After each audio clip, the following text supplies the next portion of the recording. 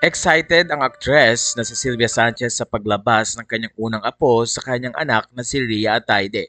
Ilang mga photos ang ipinakita ni Sylvia na kung saan ay nag-travel sila kasamang mga anak na si Rhea at pati na rin ang asawa nito na si Sanjo Marudo. Ayon kay Sylvia, excited for the arrival of our little Marudo. Final trip for Mommy Rhea before she embarks on motherhood full-time, Yahoo! Napakomment naman dito si Connie Reyes. So happy for Rhea and Sanjo. And of course, the soon-to-be grandparents. Congratulations, Lola Ibiang. You'll be such a doting Lola. Sa mga netizen natuwa din sila dahil matapos ngang ikasal si Sandro at Rhea noong March 2024 ay napakabilis nga ng panahon ay malaki na nga ang tiyan ni Rhea at Taide. Umaasa ang mga netizens sa safe at healthy pregnancy ni Rhea. Ilang mga fans kasi ang nakadinig noon na sinabi nga at lumabas ang balitang buntis si Rhea pero ito ay dininay ng kapatid ni Rhea na si Jelay Ataide.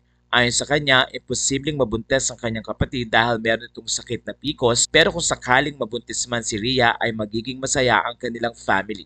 Sa puntong ito ay natutuwa ang maraming fans pati na rin ang mga netizens sa magandang balita na ito na kung saan ay nagbigay din ng suporta ang mga Pinoy celebrities. Ayon kay Karen Davila, congratulations! Nandun din ang pagiging happy ni Vida Morales. Welcome to Motherhood, Rhea. Congrats, Brother Sanjo. Ayon sa mga netizen, kung nabalita man noon na nabuntis si Rhea Taide, ang mahalaga ay may asawa ito at nagpakasal na nga.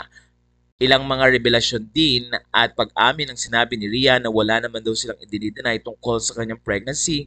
Ang mahalaga ngayon at prayers ng bawat isa ay maging maayos ang kanyang panganak at makita ni Sylvia ang kanyang unang apo.